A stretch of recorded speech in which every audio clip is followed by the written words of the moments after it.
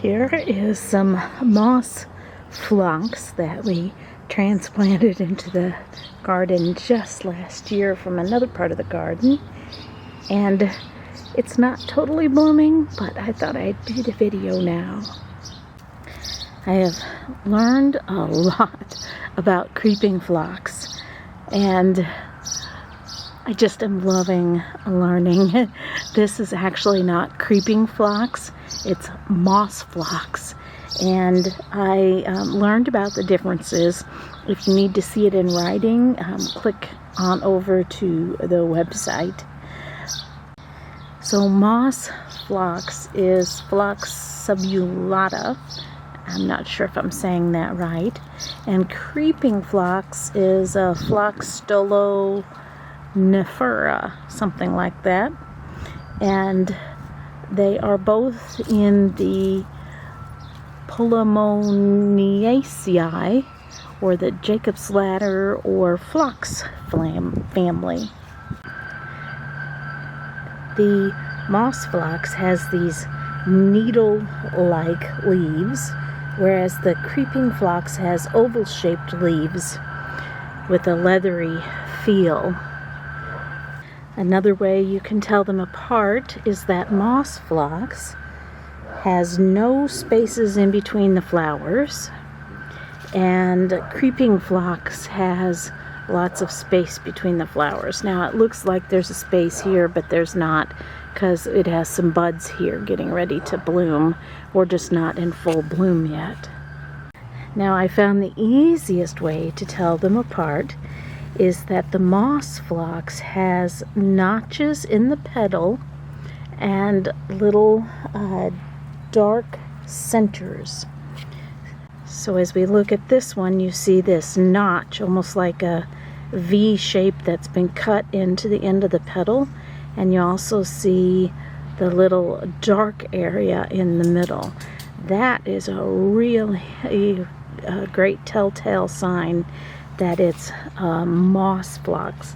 Almost looks like little hearts. Now the creeping phlox has, as I said, the oval-shaped leaves, not needle-like leaves. The clustered flowers are loosely gathered, and they're not as concentrated, and the flowers have smooth edges on the end of the petal. And I was at Lowe's a couple days ago looking for both kinds, and I could only find moss phlox. It's almost a tongue twister. I could only find moss phlox labeled as creeping phlox. I downloaded this photo from Wikipedia, and this is the creeping phlox. You can see the oval-shaped leaves rather than the needle-shaped leaves on the left-hand corner, and you can also see how the petals do not have notches. They are round and smooth. I tried looking for this in the store, and I did not see it. Everything was labeled creeping phlox, but it was moss phlox. Love learning. You also note that the flower has 5 petals.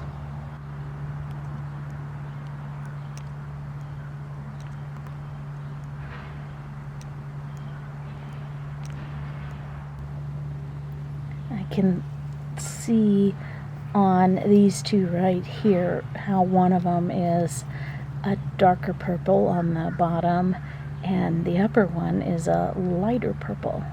So gorgeous.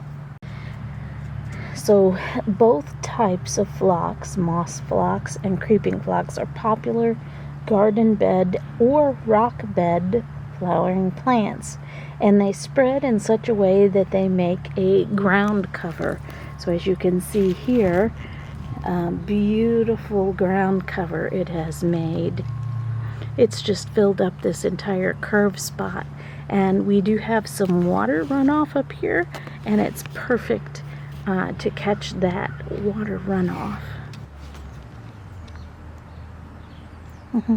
This is the original patch, and I took it. It actually came all the way out into the walkway, and I kind of liked it in the walkway. It creeped out here, kind of giving a break in the line of the walkway.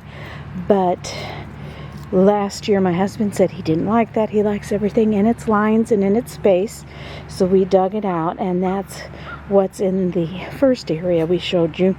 Now this one, we just dug it up. If you dig it up before it begins flowering in the spring, it's the perfect time to transplant it.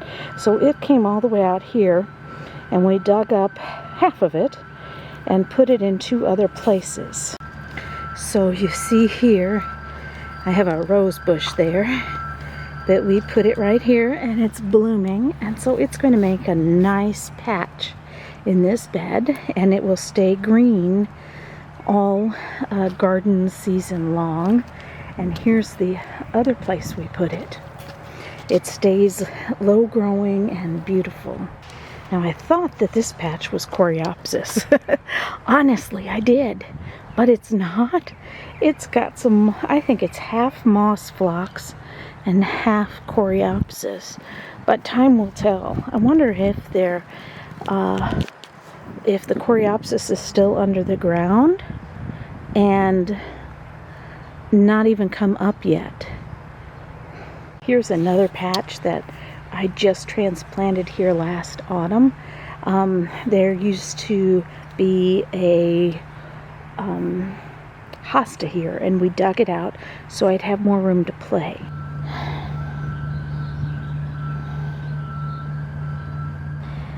And I've had mine bloom early in the spring, like now, and continue to bloom for many weeks, and even re-blooming in the summer. Now, they're not guaranteed to rebloom in the summer.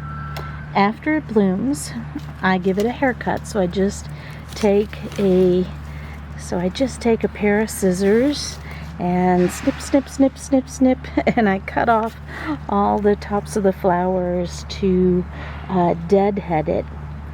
And it remains this lush green, beautiful mound of foliage, even if it doesn't rebloom, which really enhances the look of the garden.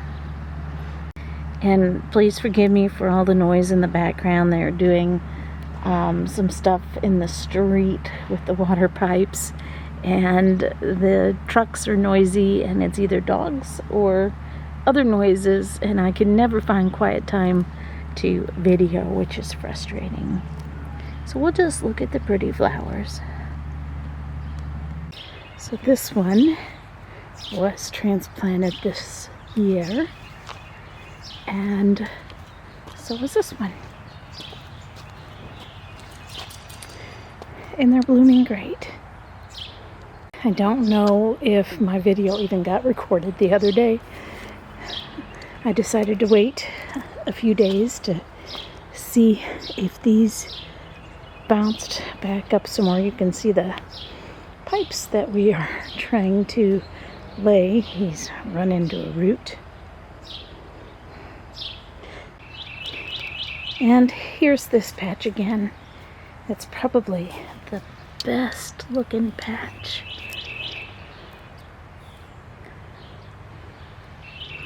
Isn't it beautiful? I love the way it goes on the rocks. And I hope I got a good video without too much noise the other day, so that I don't have to come redo it.